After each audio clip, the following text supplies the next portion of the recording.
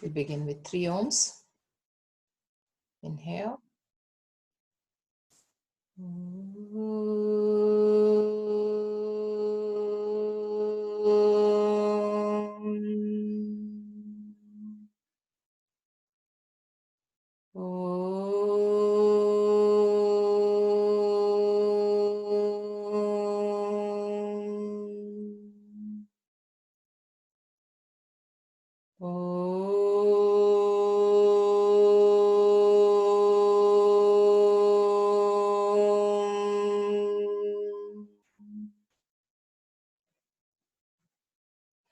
We'll start with the starting mantra, Sahana Vavatu. Simply listen or chant along. Om Sahana Vavatu, Sahanau Bhunaktu, Sahaviryam Karavavahai, Tejasvinavadhitamastu ma vidvishavahai. Om Shanti Shanti Shanti.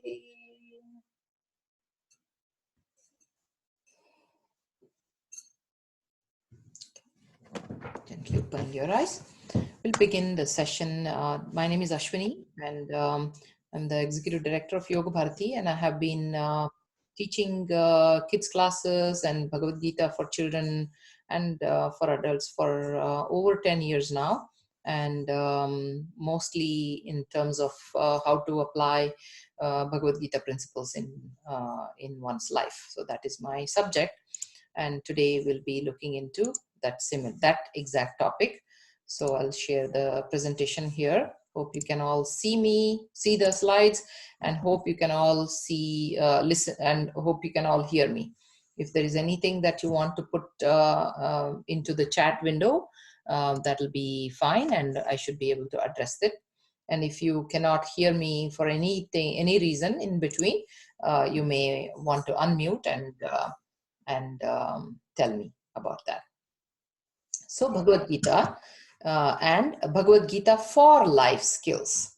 This is the subject of today, and we'll begin the subject right away. We'll dive into it, and after the talk is over, we'll also have a bit of question answers, followed by the announcement of kids camps. And if you have any questions, we'll answer about that. And also we have the next half, which will be the second half of the session is on youth yoga teacher training, and the information session about that. So hang on for those who would be interested in either simply understanding where your young children would be going eventually. What is youth teacher training? Even if you're simply curious, it won't be too long. And otherwise, if you know any teen children around you, or your family or friends, then also please hang on and listen to the teacher training info session. Okay, so that is just a two-part session. Just wanted to let you know. So today, let us look at the role of Bhagavad Gita in developing life skills. Before anything, what are life skills? If you don't have life skills, then life kills. That is how I would like to bring here.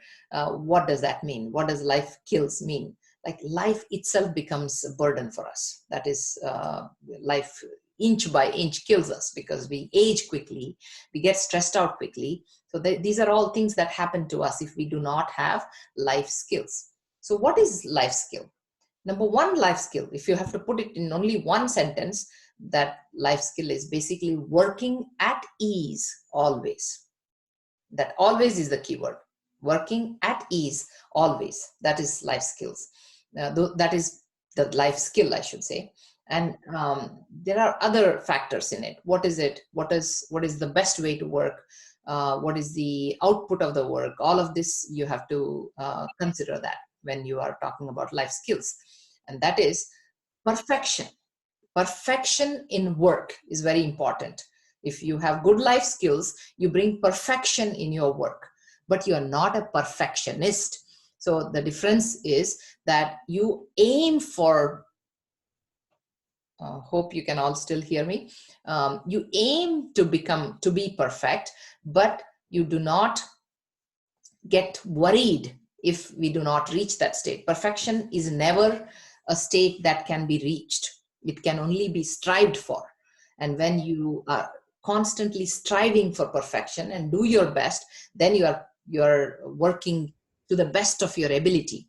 But if you're a perfectionist, then you get lost in trying to make it perfect. And the more you want to make it perfect, the less perfect you are. So that is, these are all paradoxes I'm trying to bring here. And the next thing is orderliness in life. So let's say if we are depending on a lot of gadgets, and if the gadgets are the ones that are guiding us versus to some extent our own, life is orderly, which is better? Which would you like better? At some point, you will develop an inner orderliness, and not that some gadget or some parent or some friend or some spouse has to bring orderliness to your life. For example, right now everybody is sitting at home and everybody is bored. Everybody is like nothing to drive us and things like that. Are you orderly? Do you get up and dress up and you do your things as if you're going to work or as if you're going to study? This can be in the exam during the holiday time frame also. How orderly are you? Is orderliness imposed on you, or are you intrinsically orderly? And yes, at the same time, when you say orderliness, do you also know how to maneuver within a chaotic situation? Let's say you wanted to do some big project and you have done everything to sit down, prepare, and now you're ready to start, and something popped up and somebody disturbed you or preempted you and they want you to do something else, or some other exam came up and now you have to give up the one that you're doing because you just remembered that your homework is overdue, whatever that could be. Can you then not get worried about it? Are you easily okay to give up your priority, the number one quote unquote priority that you have? Are you willing to just let go of that and take up this most high priority work at that point and still be able to do it orderly and come back to this your priority work which you had kept in mind? See, these are all things. Chaotic situation, everything is just chaos. It seems like chaos, but nothing is chaos. It's just the chaos in the mind. So this is the next skill that counts as a life skill. You or your child, it doesn't matter. If you have to reach a place in time, does it tense you so much because maybe you still are not prepared and there are still things hanging around, and how do I manage this, and what do I do, what do I not do, so that I can still manage to go on time? So that is also one of the things that is from chaos to orderliness. So you are not really you're not perfectionist at that point. When you become perfectionist, you will not know how to bring orderliness in the chaotic situation, because life itself is never something that is drawn and given to you as a good nice picture for you to color. It's just the colors keep moving, the lines keep moving. It's like a drawing on the water. So how do you draw? Because as soon as you draw, water is just taking the colors all over the place. This is how life is. Who knew that COVID was going to come and throw all of us out of whatever plans we had, whatever vacation we had planned, and whatever we had done? Everything is out the window, and we are now sitting at home and we don't know how long. So this is another aspect of the chaotic situation. How well can you handle these kind of things? That is the life skill here. The third is optimizing the resources while working. For example, consider you washing dishes or your children washing dishes, how much water they spend, how much tissue is thrown in the toilet. These are all some of the things. How can you optimize the resources and still be able to do the job the same way? These are some of the things that count as also life skills. And then the third one, last one, will be optimizing time. That is, work fast, but without hurrying. You have to finish the job on time. Somebody is asked to make a cup of tea. if two teens were asked to make a cup of tea, one teen will just go there and somehow manage to finish the tea on time and come back. The second one will be sitting there and scratching the head and, okay, what shall I do now? Spilling all over the place. And you can see that, right? Even among our own children, we'll have two children who will be different. And so one will be hurrying up, the other will be too slow and trying to be orderly everywhere, but then time is not met. So either you are neither too slow and perfectionist, nor you are too fast and hurry-burry and throwing things all over. So that these are all life skills. And so this is the definition of life skill. And life is turbulent, and now who doesn't know that, now that this kind of situation has been imposed on us, the COVID situation. Life itself is just simply like Ganga flowing in a most turbulent manner, yet people go to Ganga. Why? Because that's the place where you get purified, they say. And life is like Ganga. And this worldliness, we say, samsara is another word for it. And that is basically the flowing Ganga. And it is turbulent. It's not going to be easy for us. Yet, we need to live that life. We need to go into samsara, and we have to swim in this water, in these waters, and swim to the best of our abilities to the other side. And these are all spiritual words. They use these analogies in spirituality, saying, don't deny the world and don't run away and don't be an escapist and don't, all these sadhus that we are seeing in this picture are also not the people who run away. They are there taking trouble day after day after day in a different path. That's all. But when you are in such a turbulent river, what do you need? You need those ropes. Like you can see that in these pictures, people hold on to the ropes and they go into the Ganga. Otherwise, they'll be washed away. And so hold on to something. What is that something? In this case, Bhagavad Gita is such a rope. You can always hold on to other spiritual texts and whatnot, but here we are talking about Bhagavad Gita. Why Bhagavad Gita? Because it's a one text that brings the cream of all the Upanishads. That is why it is the apt text which is going to summarize everything for us. So one text and easily memorized, and a beautiful song in Anushtup Chandas. So it is just a very good, crisp, easy text to take and to understand. So that is the other reason. And this is the text that has been so popular that many great physicists, philosophers, psychologists, statesmen of various countries, leaders of different era have taken up this Bhagavad Gita as their life's guide.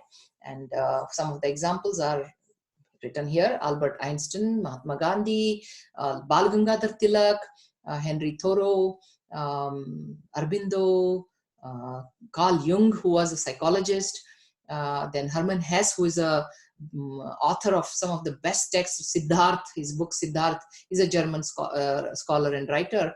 His book on Siddharth is just the classic text, and he derives inspiration from Bhagavad Gita. Oppenheimer, who was a physicist and who worked on this testing of the atomic bomb, and when the bomb exploded, he remembered the 11th chapter shloka, saying Kalosmi, I am death. He quotes, he misquotes to some extent, but he's basically he's trying to say that it is Brahman that is bringing destruction, and it's the Brahman that creates and whatnot.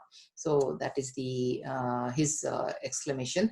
Emerson, another great philosopher, Shankaracharya, Ramanujacharya, and Madhvacharya, Acharya Trayas, we say.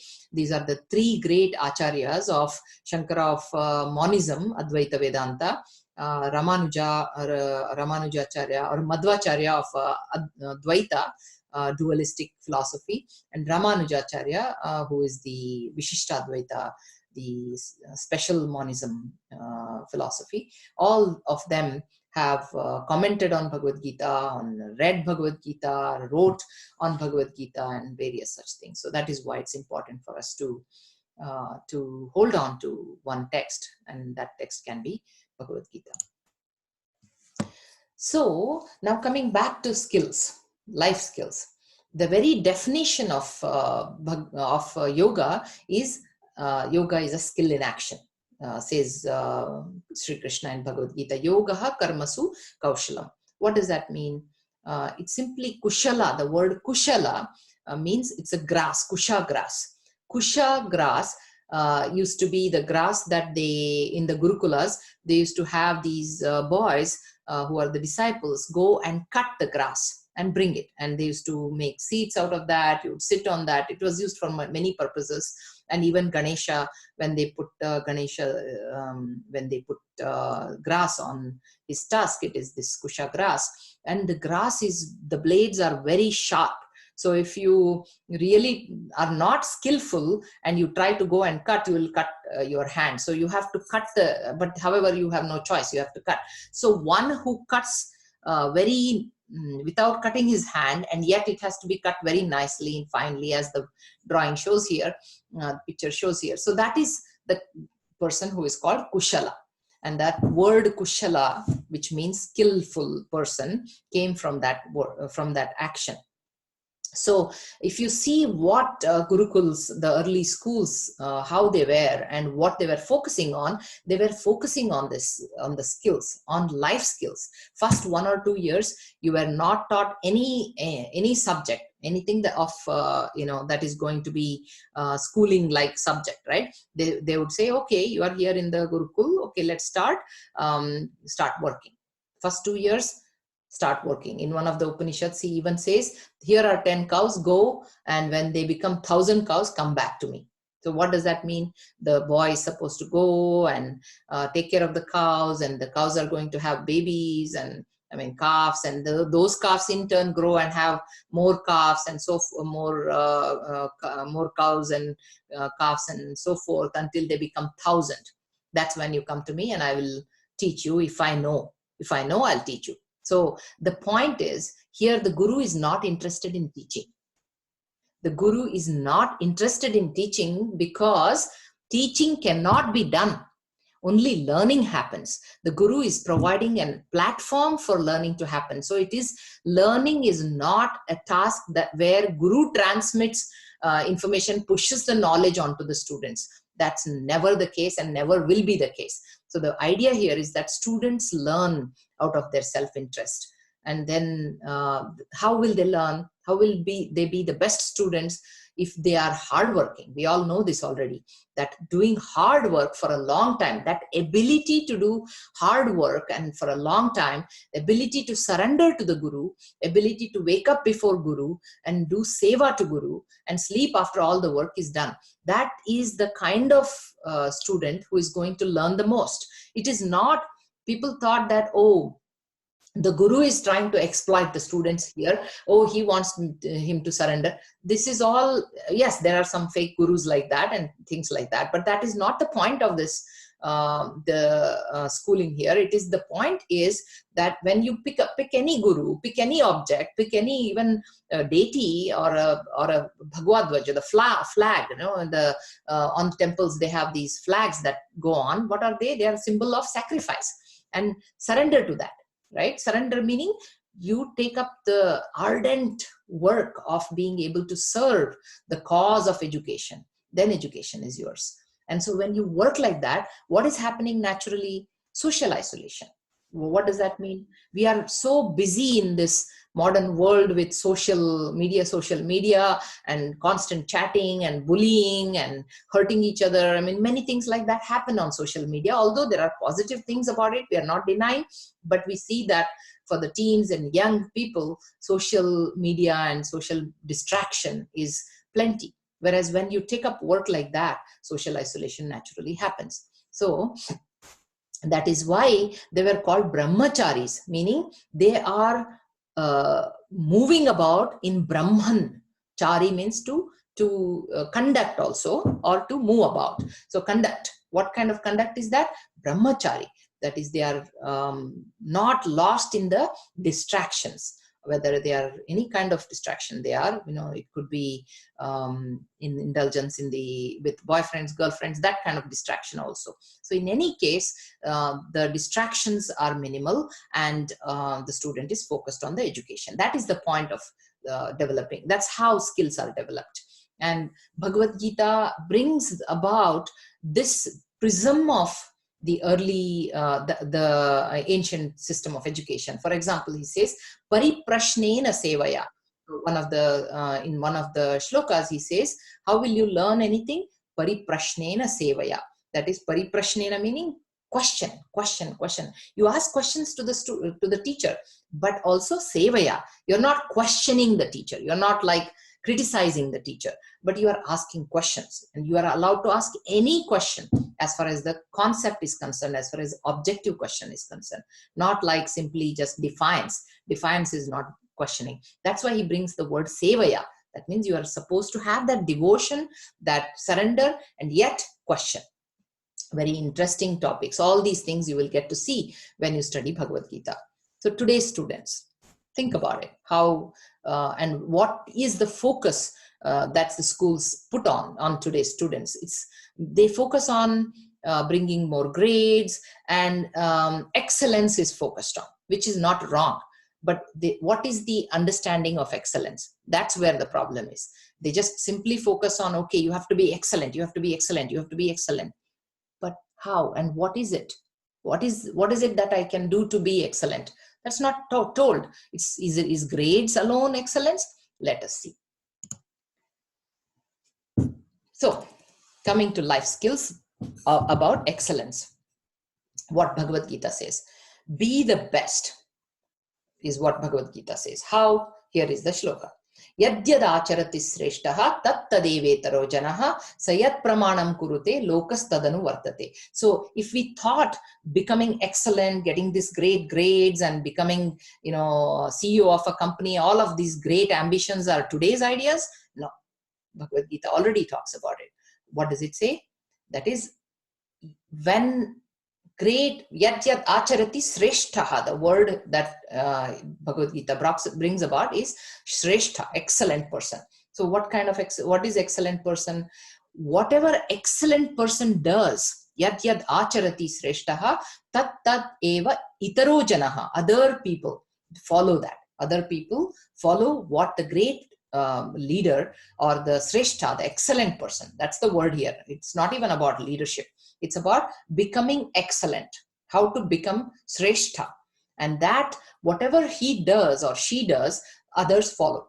Sayat pramanam kurute, whatever path that person walks on, whatever proof that person lays, lokas tadanu varchate, the loka, the world will follow that knowledge, follow that proof.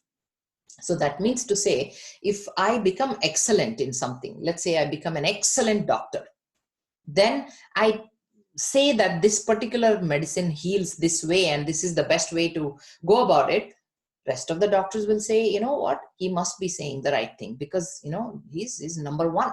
So this number one thing is already brought about here. So the point here that Bhagavad Gita is trying to say here is, we all look for being leaders without knowing what it is. But being a leader or setting that goal of wanting your footprint on the universe. We all want our footprint on the universe. We are born here to live forever.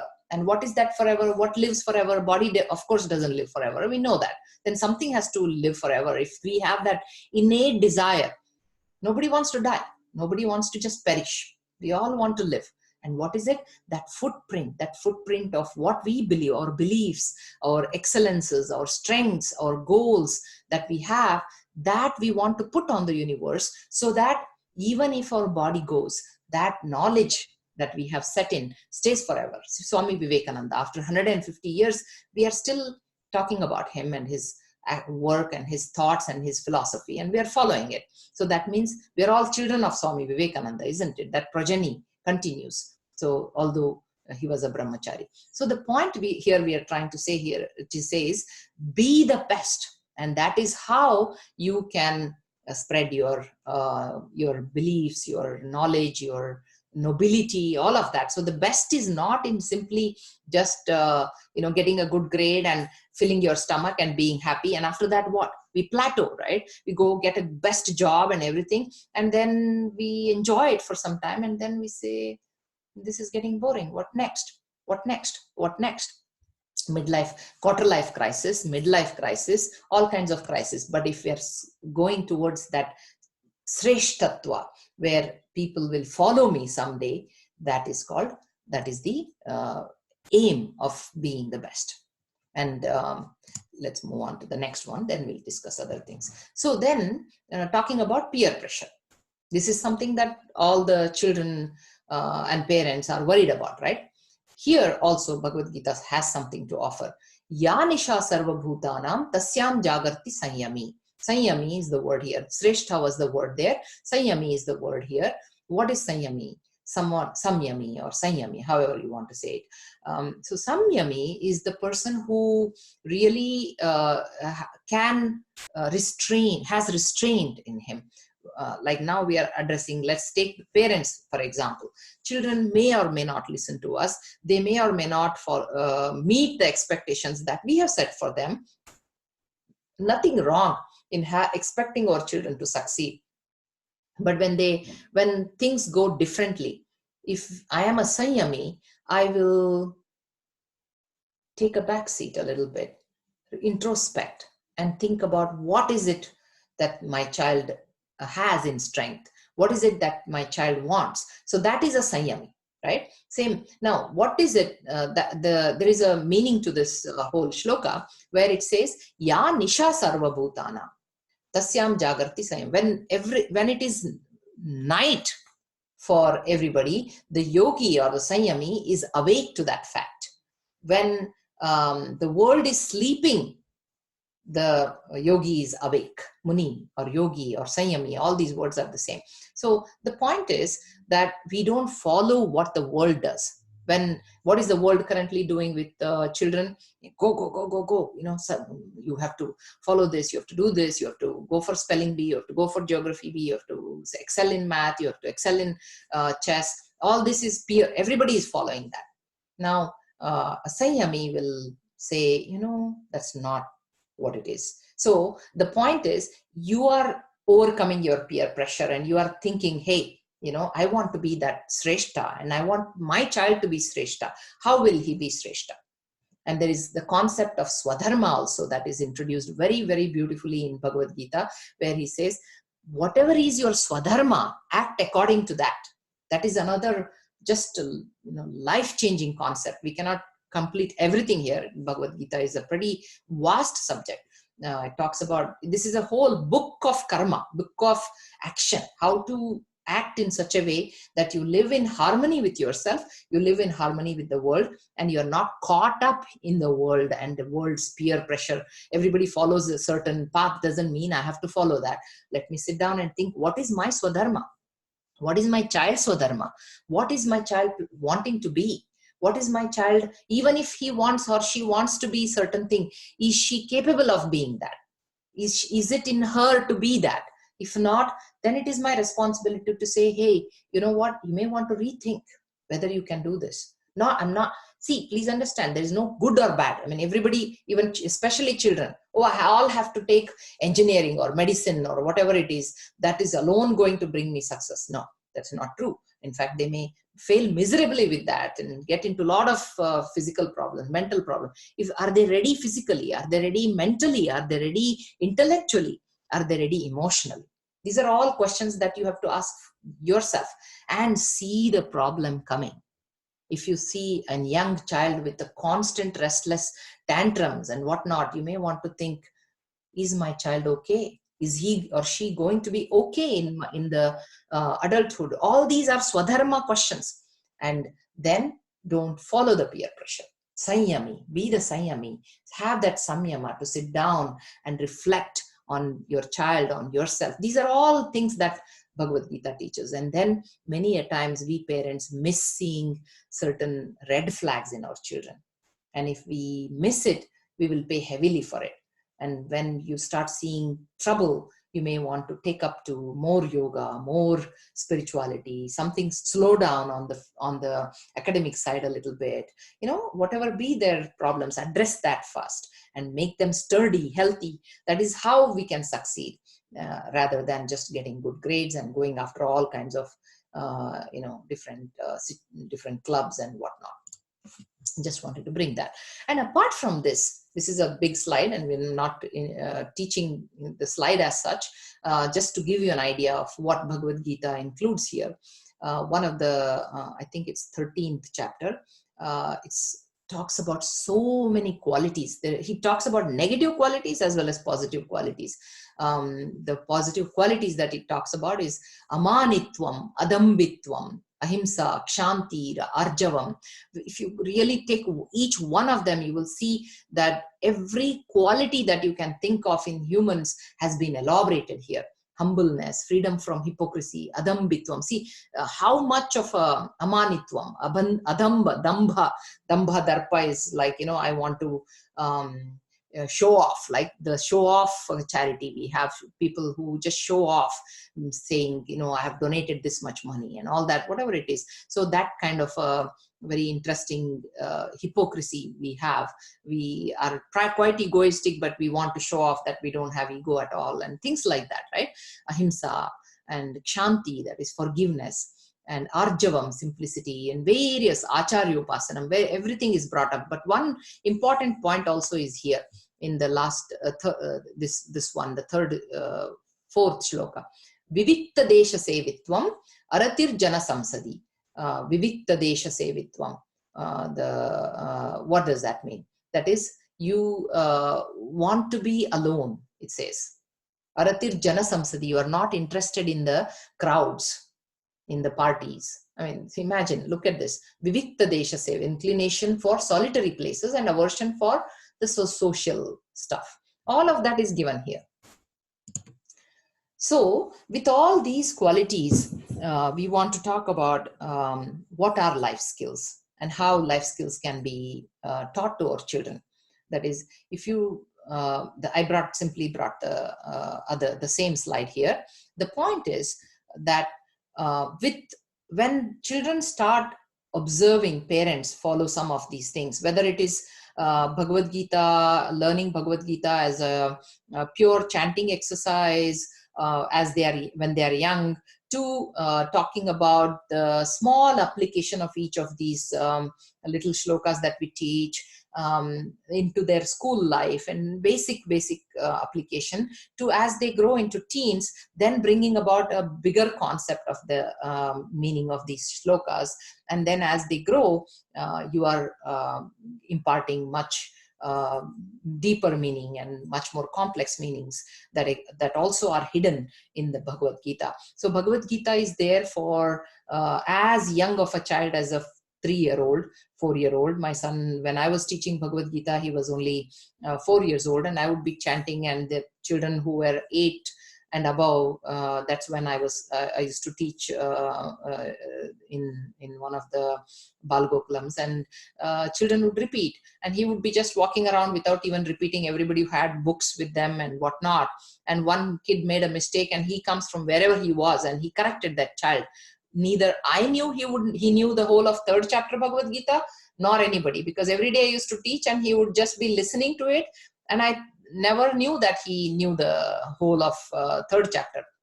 And while going home, I said, "Can you chant?" And he said, "Yeah." And then he started chanting in his own interesting, the language. Of course, he couldn't pronounce everything, but it was correct. There was no mistake in that. So as young as 3 or 4, they can learn, and from that to all the way up to 90, or 100, we can continue to learn. There are gems studied in those, and we can only see different gems as we grow up and learn it 100 times. Each of the time you discover something new, as if you are reading it anew each time. That is how Bhagavad Gita is. And what does it teach? Each time my working ability to work with ease improves.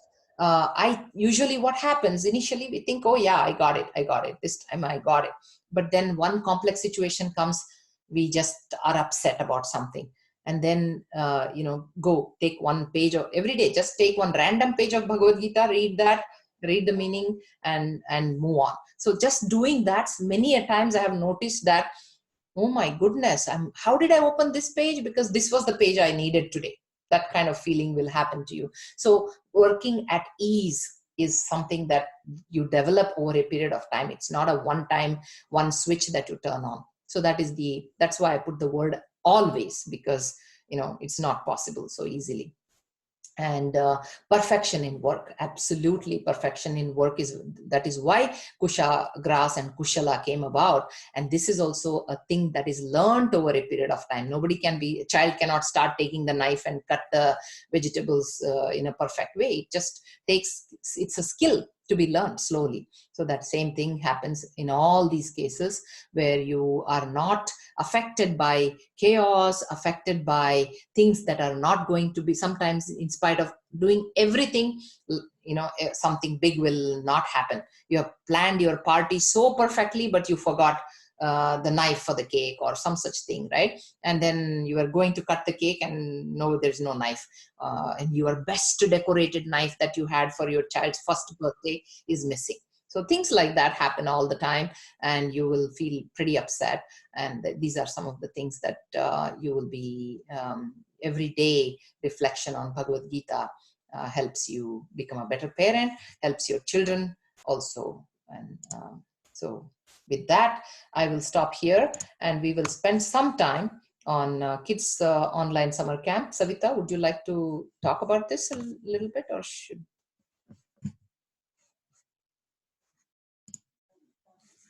Yeah, namaste, everybody. Ashwini, that was a very beautiful and deep insights on Bhagavad Gita.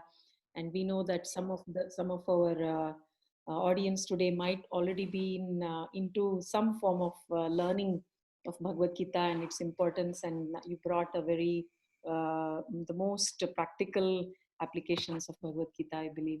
Thank you very much, Ashwini. I just wanted to bring about our online summer camps, kids summer camps that are starting in June, and we have 2 weeks camp 1, and those are in the morning 9:30 to, it's actually, yeah, 12:40 p.m. It's three-hour camps in the morning, and focusing mainly on the asanas. Then we also plan to bring in either selected Bhagavad Gita shlokas depending on their levels, or a whole chapter of Bhagavad Gita if they're already well versed, or if they have some background of chanting. So, and also we are going to focus on some advancing in their asanas, physical practices as well. And a very interesting way of bringing Devanagari reading and writing. So Hindi and Sanskrit script is pretty much the same. So we will bring in how to read and write as a basics. And as well as we will make learning a fun way with stories and with the quiz, and it will be very interactive. And we're planning to keep the group also small, and we have many teachers who will be teaching. And the best part is it's online, and we'll have our best of the best teachers who are able to impart their experience and knowledge and be able to handle. This is for 7 years to 13 years, like closer to 13 years. And 13 years and above, we'll talk about the teacher training program. Ashwini will talk about that in a minute. But for the children's camps itself, it's a very good way for them to keep that continuity because it's every day. Even in our kids classes, what happens is it's just once a week, and kids have break and then they come back after 1 week. So this is a continuous way of keeping them teaching and making the learning fun, and teaching how to learn things stress-free, and all the aspects that Ashwini beautifully brought through with her selected shlokas from Bhagavad Gita. So we'll be focusing on all of that. I know some of you here today are you want to hear more about the youth teacher training program, and I'll hand over to Ashwini. Thank you. Yeah. Thank you. And if you have I don't know how many of you are here with children who would be interested and who are of kids summer camp age here that we have mentioned. In any case, if you're willing to help us, if there are teachers here who are willing to help, please do. And if you have neighbors and friends and family and would like to spread this camp, please do, because this is now online, and there is no restriction of where and stuff. The entire West Coast is definitely open here. We are open to getting all people from West Coast and probably even East Coast. If they are open to coming out in the afternoon, then we have even we can have even East Coast children. So just letting you know, this is a camp. And if you have any questions about it, would you like to type anything, feel free to type so we can answer, or unmute yourself and ask the question regarding kids camp. And then we'll go into youth teacher training. Any questions on the kids camp?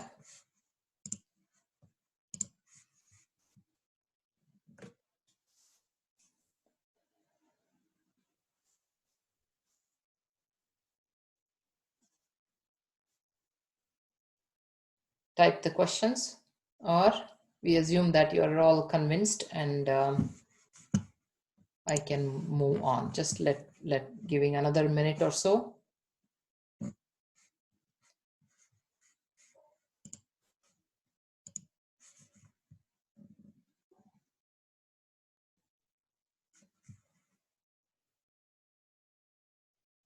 Okay. So email us for any questions, and we will move on with the next aspect of, yeah. Okay, next thing. Oh, sorry. There's only one slide here that I want to bring about as far as teacher training is concerned, but I'll talk a lot. So now coming to youth teacher training program that we have, this will be how many weeks, Savita, will it be? 6 weeks? Yeah, it is 6 weeks. Yeah. 6 weeks teacher training, 2.5 hours each day.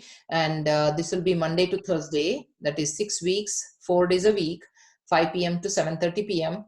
And if there are people from East Coast, it still is not bad, 8 p.m. to 10:30, and youth are usually okay to take later courses, so later in the day. So feel free to send it to your East Coast friends if there are any. This is again a very unique course that we are bringing, and we have very youth friendly teachers, as well as some youth who will be training. So it is a very youth in our Yoga Bharati has been doing youth trainings for over 18 years now, I guess. Right, Savita? 18 years? And every year we have at least some 5 to 10 youth, depending on which year you ask. And we have nothing but positive feedback on from youth, their parents, and the transformation that they see during their high school years and during their academic studies. No matter how much the stress is, yoga ha karma sukaushalam, they develop that, and we help them develop that. They handle peer pressure very well, and we teach them that also. And the slides that we covered on Bhagavad Gita, they are all very relevant, because we do focus on them and we do see that improvement. And of course, we also talk to the parents, and ideally parents also should somehow or the other get involved in doing yoga. That only augments their experience.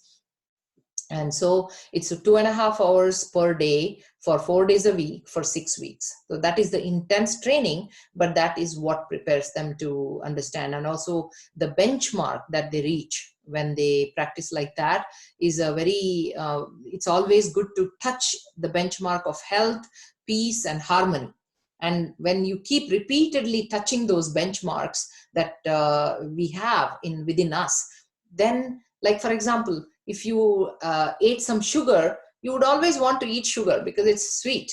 So if you tasted good health, then you would always want to go towards good health. Even if not, even in between, if they get stressed out and they stop doing yoga and things like that, it's yet whenever they get the first chance to be healthy, they will take up yoga or anything that is needed to help them become healthy or peaceful, both. So this is what we have seen, and that is why it's important for all the parents to get their children involved in yoga classes when they are young, and as they grow, then they will, otherwise they'll lose interest. It will be good to get them involved in teacher training and start teaching and assisting and things like that. Through that, their involvement, their depth, and their experience of yoga and its effects only becomes really solid. And yes, it is a great point on their resume as well, and it differentiates them from all other resumes. And nowadays, of course, college admission deans will look at this and say, another A grade child, okay, another A grade, oh, another club leader, whatever. So they put it aside. So if you pick up these kind of studies and show that there is a maturity and depth and things like that, it just differentiate. That kind of child is differentiated. That's another marketing point, if anything, but that's not the main reason. Main reason would be for them to be healthy and happy and be successful and be shrestha, excellent. These are some of the reasons.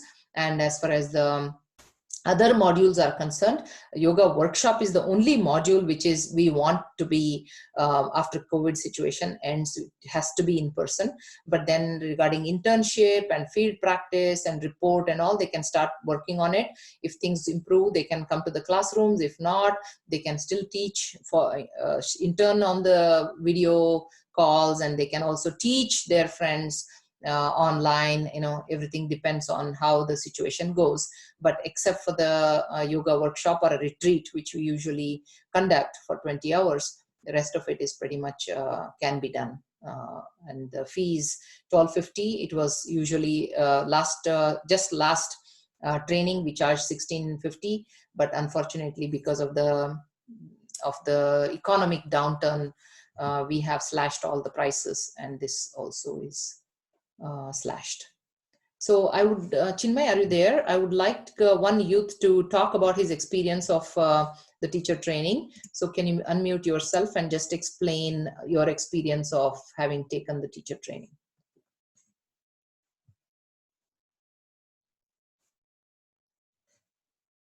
Do siblings have discount is a question. And yes, siblings have discount. Savita is typing on the chat window. And any other questions, please unmute and ask.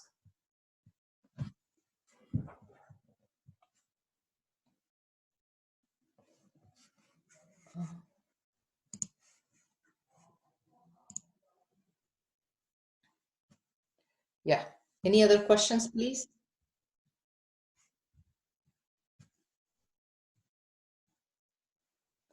Okay. I also wanted to ask, can Yeah. they just do module 1, just the online yoga session? Would that help, or do they have to go through all the 4 modules that you're talking about? Can they do just module 1? Yeah, that's a foundation course. If they want to do that, absolutely. And we'll work out a price on that. It'll be lesser. But mainly module 1 is the main one that is charged. Yes, we will definitely, they can do module 1 only. Yeah. It's a yoga foundation course. Got it. But this module, all 4 that you're talking about, will help them become a teacher as well, so that there will be a certificate at the end of it, is what you're saying, right? In terms of them pursuing that and becoming a yoga teacher. Yes, that's true. Got it. Yeah. So if they do just module 1, Ashwini, if they do just foundation, do they get teachers training certificate? No. All modules, right? They get a certificate, but it doesn't it doesn't say teacher training. We can give them a certificate, completion certificate. I think her question is whether they'll be able to teach.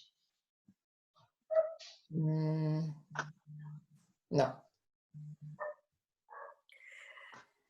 so I have a question. I mean, see, here is the thing, right? If you teach, even today, if your child goes and teaches a yoga to somebody else, nobody's going to ask anything. But if you come to us and say, can I teach your students? I'm not going to allow that kind of, in our institution, we don't allow. But if the child knows enough yoga and starts teaching his friend, who is going to ask that anything to? So yoga doesn't have any, nobody is going to box the child, right? That's what we mean. So when we I say, think can I teach? You are asking whether they can teach in Yoga Bharati or any such organization. Usually the people ask for a certificate. Yeah. I've joined on, by the way. Yeah. So can, Chinmay, are you there? Would you like to, so we have Chinmay, who is incidentally our son, but mainly he's here he works here at Yoga Bharati, and he's also taken up a PhD. He's signed up he's a PhD student at Saybrook University and on clinical psychology. And he's done his teacher training at the age of, and he's in 8th grade or 9th grade, right? And he will share his experience. Yeah, please do, Chinmay. Absolutely. So nice to see you all here. Hopefully some of my testimony will give you a good insight into what this program really is and why it's beneficial for youth. So I initially joined my yoga teacher training. One of the first time that they let the youth join in was around 2011. And that's when I completed my yoga teacher training. I proceeded to conduct classes with one of my partners and friends from yoga teacher training to do that for some local communities. And I was consistently teaching classes for kids.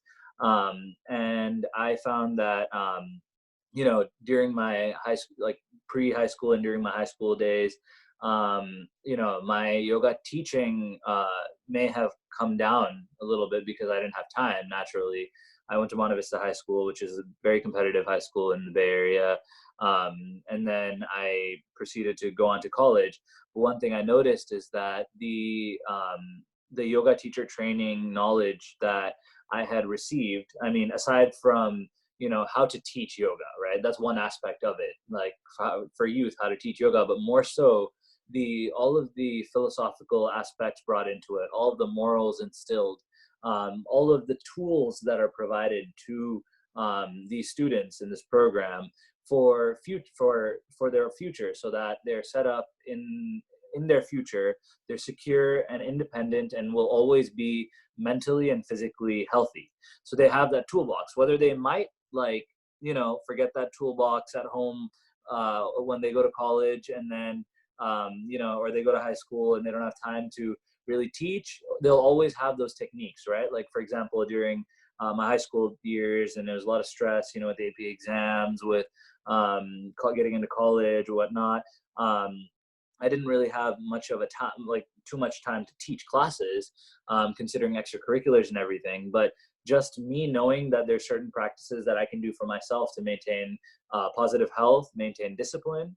I know a lot of my friends would be sleeping at like 2-3 a.m. and waking up at like 6 a.m. And I would be sleeping at 10 and up at 6. I'd get 8 hours of sleep a night without fail. And I would get as much work done as they would get done. And I would have just as much fun as they would have.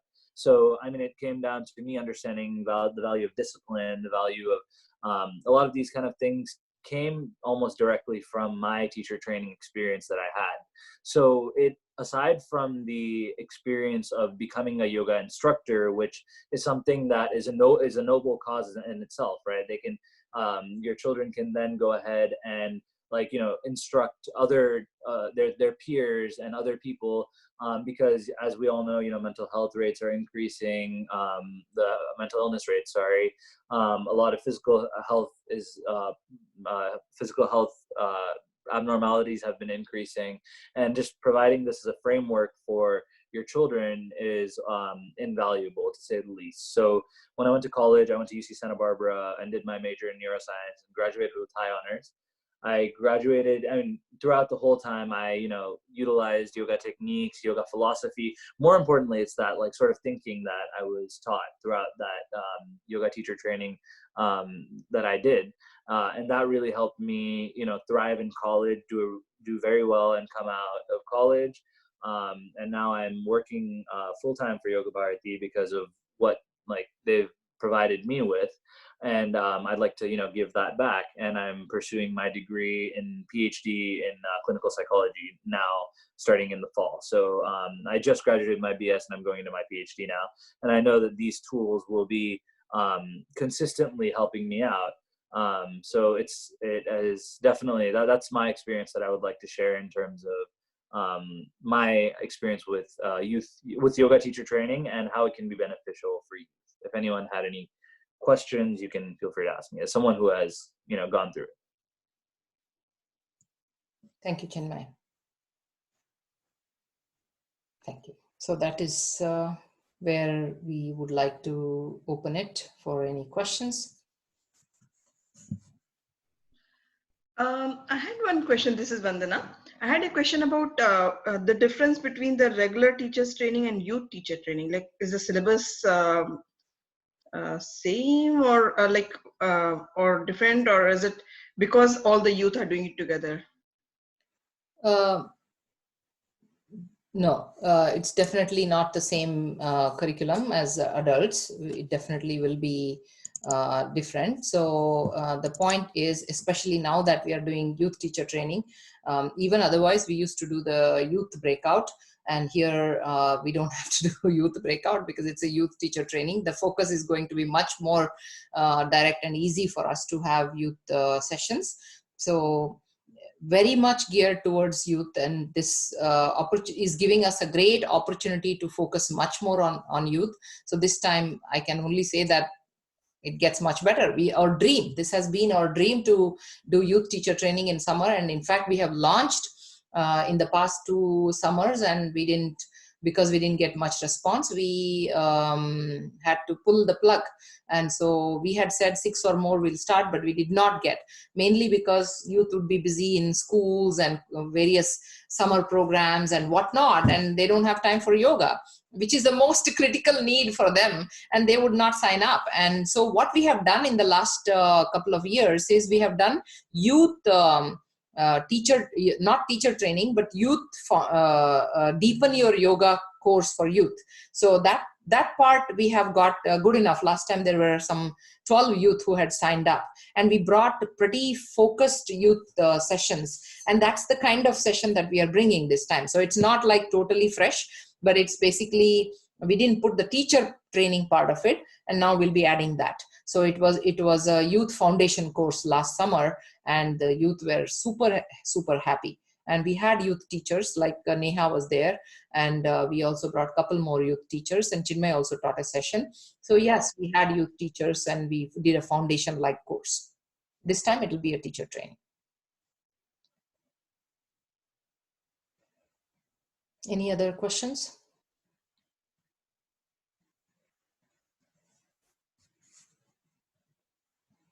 Okay, so if you have any questions, write to us, and otherwise we'll close the session. It's top of the hour, and thank you for participating. If you have any questions, ask us in the email. Okay. Hello? Yes. Ashwini, one last question. So few people asked me, is there any version of the WhatsApp message? Because it's going to post in the groups so that kids can register for the kids camp and youth training. Yeah, what is the question? Do you have WhatsApp related message? Because we see these camps and teacher training is in the only email, right? Yeah, we can send the link to the website. If you put the information in WhatsApp, there will be so many people are interested to send their kids for the youth camp and as well as the teacher training for youth. Sure. We can do that. We'll send the links and a short message, and you can post it. Yeah, that helps a lot. Yeah, because everybody is this time looking forward, to send the kids to the kids camp, like this kind of camps. Sure, no problem. Thank you. Because if you send email, what is happening is it will go in the or people not reading. If it's a WhatsApp, at least it it will come into their eyes, like, just they'll glance or look at it. What is this interesting kind of thing? Sure. Yeah. Thank Yeah. you. One last thing, Ashwini, I just wanted to, and all of you,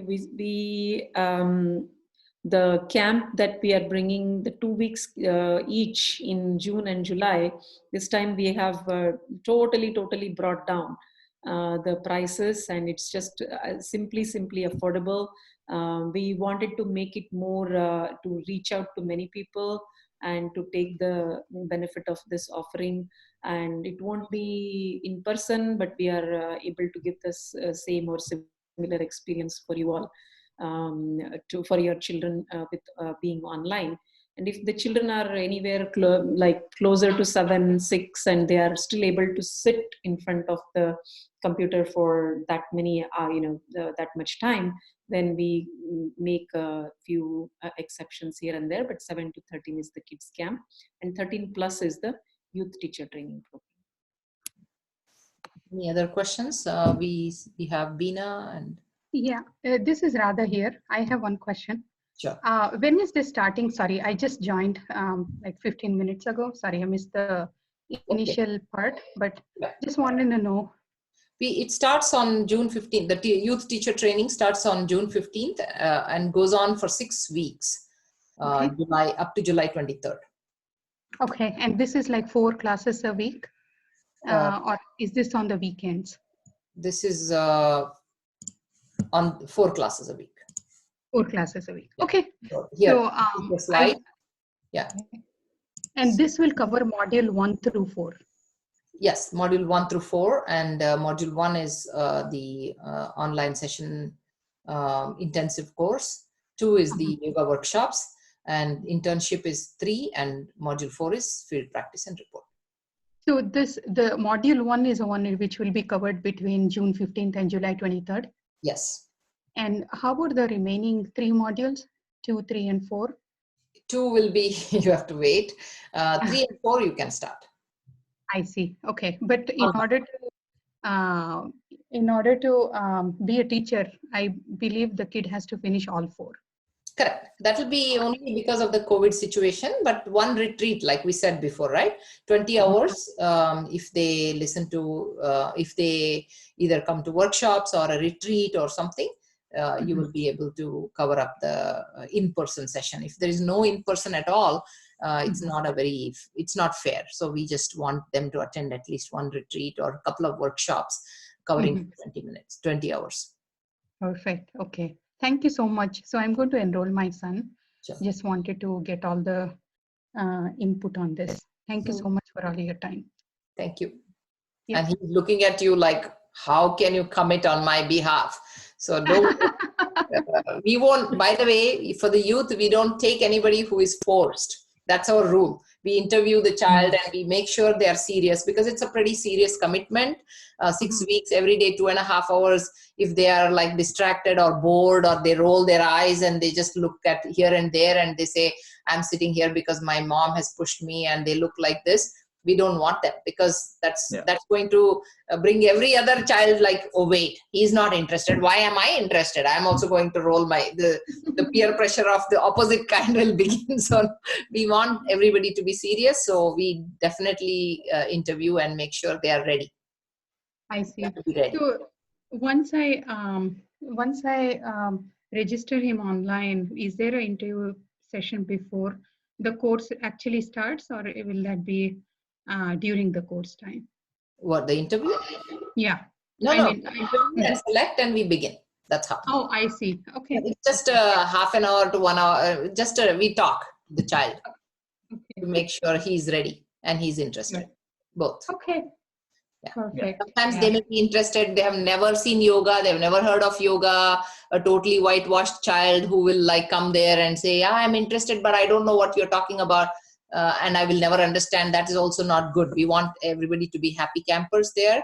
Ours is a spiritual yoga as opposed to just an asana thing. So we want to make sure whatever language we speak, they understand. So right. So it is going to be in English, right? Yeah. Absolutely. Okay. Absolutely. If you pick a native I think language. you're scaring parents.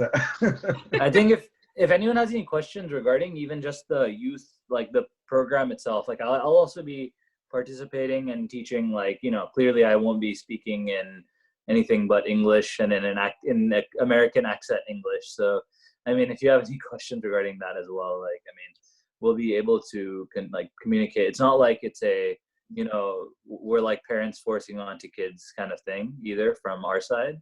We'll still be able to communicate with your children in the way that they want to be communicated with, you know, as youth. Got you. And Thank you we so will encourage your youth to also talk to Chinmay, because he's anyway an academic developer for Yoga Bharati, so he's into education, and talking to him would probably help them understand where much better than talking to us. Yeah. Gotcha. Okay. Thank you so much. Yeah. Thank you. Thank So you I very have much. 2 questions related to that really quick. I won't take too much Sure, no time. problem. No, absolutely. Two, that we're talking about, let's say, you know, worst case scenario, this goes on for a year. Is there a plan B? Like, do you think there would be some way you would do a one-on-one? Yeah. And, you know, chop it off on weekends?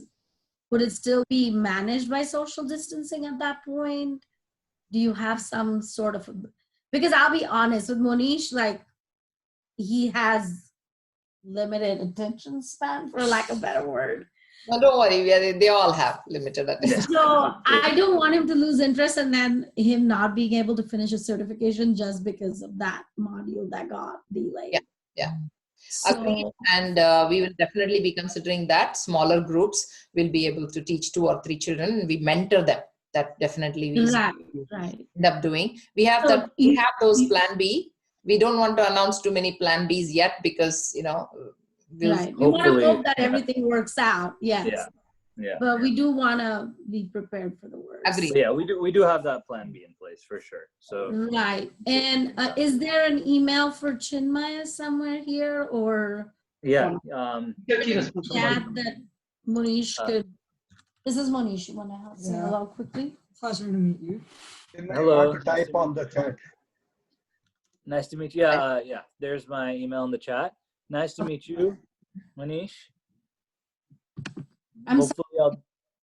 We didn't hear you. Oh, sorry. Am I muted? 1 second. No, you're fine. Well, now I can hear you. Yeah. Okay, yeah. Yeah, nice to meet you. I am definitely willing to answer any questions you might have.